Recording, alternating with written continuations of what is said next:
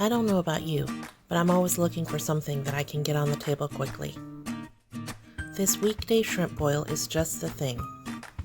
After a little bit of prep work, you can have a one-pot dinner on the table in about 30 minutes.